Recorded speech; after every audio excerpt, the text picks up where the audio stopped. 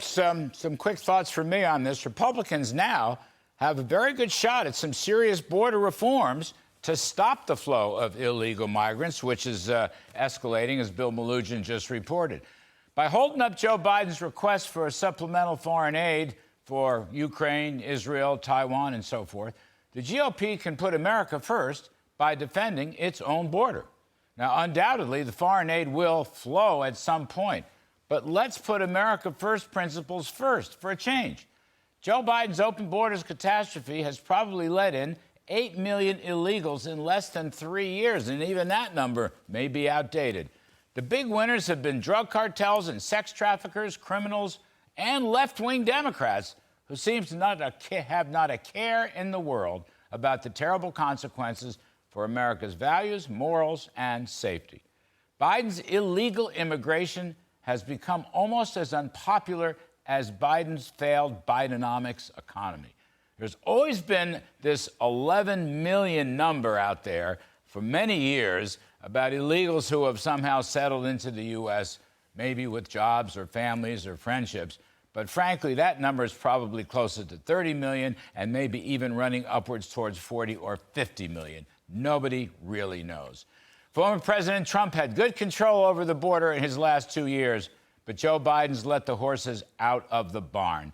Even Democrats, particularly the big city Democrats, are screaming over the high expenses and declining safety from the waves of illegal migrants.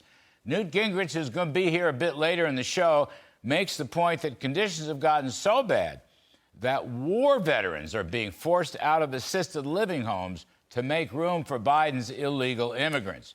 Mayors in major cities, make that Democratic mayors of major cities, are bellyaching in a big way about massive budget-busting spending they have to use on education or public safety or sanitation and other services to take care of Biden's illegal immigrants.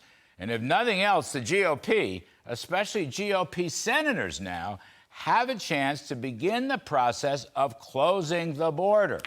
One thing that has to be tackled is this business of asylum-seeking refugees. Definitions have to be completely changed. This idea of the credible fears standard has to be abolished. And I would argue that fleeing authoritarian regime rules standard should also be abolished. I would also suggest that Republicans stop parole authority for illegals. Every one of these are Biden-esque ways of opening the border to everyone. Catch and release is the popular phrase. What you want is catch and deport, which brings me to a key Trump reform.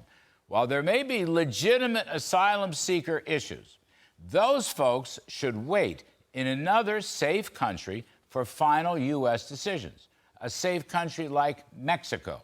Trump's Remain in Mexico policy was hugely successful. And this would be an excellent time to provide new appropriations to build the wall begun during the Trump years. And Republicans in the Senate really should join hands with the GOP House majority and their H.R. 2 bill, which was a good piece of legislation. Here's a thought. For once, the entire congressional Republican Party should act like a conservative political party. And finally, this is a good time to start talking about some constructive reforms for legal immigration. And here, too, the Trump administration had made a good start with some simple ideas. For example, speak English, know some American history and civics, have a job, make an investment to start a business. There is a point system for legal immigration used by many other countries, and there's no reason why we can't start one here in the United States. Meanwhile, get rid of the crazy diversity lottery, which was an open door for terrorists who I fear have already entered the country in droves through Biden's open borders.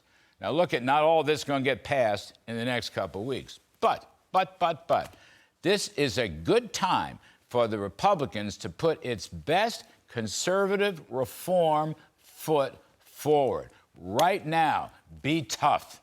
Show voters that not only are they going to close the border and stop the massive Biden illegal immigration, but also make plans for positive legal immigration system that'll generate a strong economy, will maintain safety in the streets, and put America first for a change, okay?